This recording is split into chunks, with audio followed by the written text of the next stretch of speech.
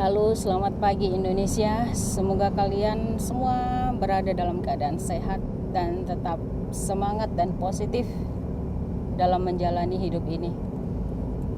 Untuk kalian yang sedang sakit, saya menyatakan turut berempati karena saya juga pernah sakit, terutama di masa pandemi ini. Saya baru saja selesai dinyatakan negatif corona 3 minggu yang lalu. Jadi saya tahu persis bagaimana rasanya terinfeksi, dan setiap orang tentu berbeda gejalanya. Dan setelah sembuh, ya kembali seperti tadi, berbeda gejalanya pada setiap orang. Justru setelah dinyatakan negatif ini, saya mengalami banyak kesulitan, ya, banyak kondisi yang tidak mendukung untuk beraktivitas banyak, tidak mendukung untuk beraktivitas normal seperti biasa. Saya masih merasa kelelahan, masih flu berkepanjangan, dan sekali-sekali batuk.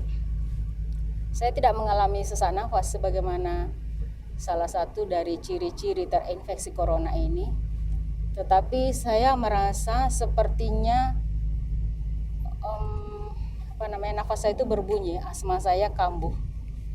Saya tidak tahu bahwa saya mengidap asma atau tidak, tapi sewaktu-waktu asma itu menyerang ketika saya dalam kondisi-kondisi tertentu, ya, misalnya dalam tekanan stres yang berat atau dalam kondisi yang fisik yang sangat lelah.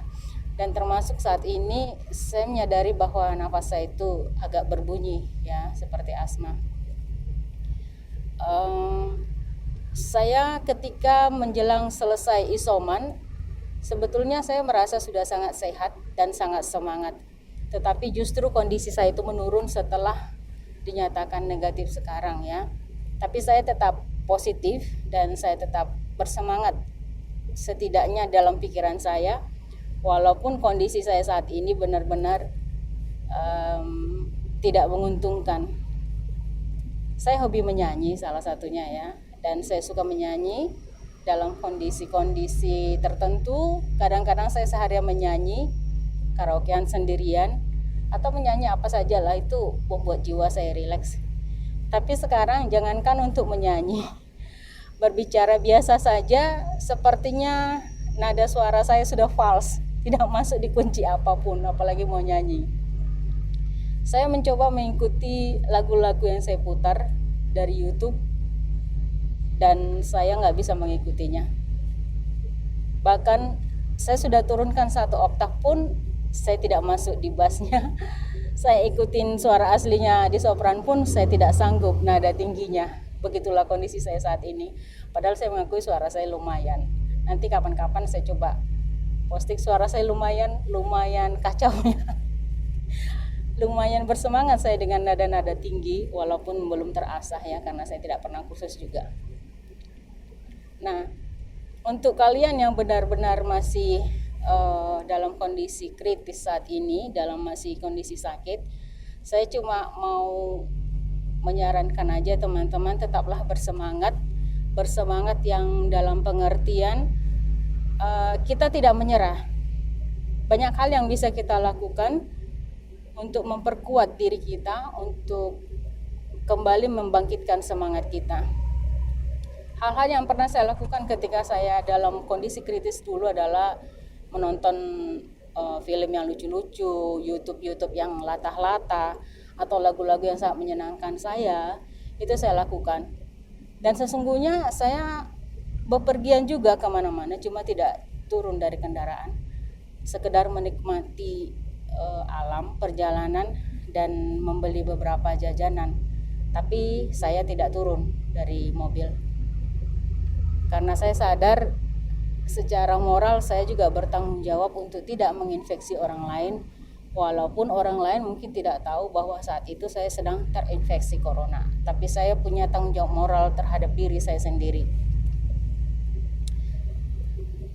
Di samping kita bersemangat, satu hal yang perlu kita sadari adalah mengingat bahwa kita ini ciptaan. Ciptaan itu makhluk yang fana. Fana itu artinya terbatas, ada umurnya. ada umur hidupnya. Suatu saat nanti kita sudah digariskan entah berapa tahun, kita kembali kepada pemilik nyawa, pencipta kita. Kita bukanlah pemilik nyawa kita. Jadi sesungguhnya kita tidak perlu mempertahankan nyawa di kandung badan sekeras-kerasnya, tidak perlu. Yang perlu kita lakukan adalah berusaha tetap menjalani hidup dengan pola hidup yang baik dan melakukan hal-hal yang terbaik yang mampu kita lakukan selama kita hidup. Jadi mungkin kita dalam hal ini berbeda pikiran, boleh saja, silahkan berkomentar kalau Anda mau berkomentar. Nyawa itu bukan hak kita gitu ya. Bukan kita pemilik nyawa. Pemilik nyawa itu ada di atas sana, pencipta kita. Tapi hal yang perlu kita lakukan adalah menjalani selama kita hidup, melakukan hal yang terbaik untuk diri kita sendiri, bertanggung jawab pada diri kita sendiri, untuk orang-orang di sekitar kita, dan sambil mengingat pencipta kita. Begitu saya menjalani hidup. Jadi saya nggak terlalu berpikir bahwa saya akan hidup sampai usia sekian, berlama-lama, tidak. Saya hanya berpikir bagaimana selama hidup saya, entah berapa lama saya ditentukan untuk hidup, saya mampu melakukan hal yang terbaik dalam hidup saya. Itu aja. Dengan mengingat bahwa kita makhluk yang fana, dengan mengingat bahwa suatu saat nanti kita juga akan kembali kepada Sang Pencipta, saya kira kita telah melepaskan ambisi-ambisi yang berlebihan dalam hidup kita. Karena kita ingat atau tidak, nanti pada saatnya ketika kita berpulang, kita akan melepaskan semua apapun yang kita capai. Kita hanya akan membawa diri kita, dan kita hanya mendapat kafling 1x2.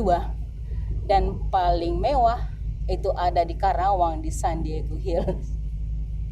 Nah, itu bagi yang mau bermewah dalam pemakaman. Bagi yang lain mungkin itu nggak perlu. Bahkan mungkin tidak perlu suatu lokasi untuk menanamkan dirinya, untuk mengebumikan dirinya, karena mereka memilih untuk kremasi. Jadi hanya cukup dibakar lalu ditabur di sungai atau di mana. Nah, jadi ketika kita menyadari ibadah terbaik itu, yang saya pernah baca, ibadah terbaik adalah mengingat hari mati kita. Jadi ketika kita terlalu berambisi atau terlalu stres dalam hidup ini, kita ingat bahwa suatu saat nanti kita akan melepaskan semuanya itu. Apapun yang kita khawatirkan, apapun yang kita pertahankan saat ini, apapun yang kita banggakan, apapun yang membuat kita merasa punya aib saat ini, suatu saat itu akan lepas semuanya. Dan yang menilai kita sesungguhnya adalah Sang Pencipta kita. Memang kita hidup di dunia bersama dengan orang-orang yang menilai kita, tetapi selama kita tidak merasa melanggar hukum, mencemarkan nama baik mereka, merugikan mereka, maka kita boleh yakin menjalani hidup yang kita pilih sendiri. Jadi untuk orang-orang yang terlalu stres atau orang-orang yang terlalu ingin mempertahankan hidupnya, saya hanya mau mengatakan itu. Kalau kalian bisa menerima pemikiran saya bahwa kita ini hanya makhluk ciptaan, makhluk yang fana, makhluk yang punya batas masa berlaku, semoga ini bisa menginspirasi kalian, membuat pikiran kita lebih rileks, menyadari bahwa hidup ini bukan hal yang harus kita pertahankan mati-matian. Yang terpenting adalah kita melakukan hal terbaik yang mampu kita lakukan selama kita hidup. Yang terpenting adalah kita bisa bahagia sebanyak mungkin dalam hidup kita dengan cara-cara yang paling sederhana. Standar kebahagiaan setiap orang berbeda. Dan kalau Anda meletakkan standar kebahagiaan adalah kepemilikan atas materi-materi, maka Anda akan merasa seperti minum air lautan. Semakin banyak diminum, semakin haus. Tidak ada batasnya, tidak ada puasnya. Saya telah memilih bahwa saya akan menghadapi hidup saya secara natural. Saya berupaya maksimal untuk mendapatkan hal-hal terbaik yang bisa saya dapatkan, tetapi sekaligus juga menyadari bahwa semua apapun yang saya capai pada akhirnya nanti akan saya tinggalkan dan saya akan kembali kepada yang kuasa. Semoga kalian tidak merasa ini bukan obrolan ocehan kesedihan, tidak, tapi kita mengingat dan menyadari bahwa memang itulah hakikat kita sebagai manusia yang terbatas, ya seperti itu. Gitu ya teman-teman. Kalau kalian punya pendapat atau apa, silahkan berkomentar di bawah. Sekian dulu, sampai jumpa lagi.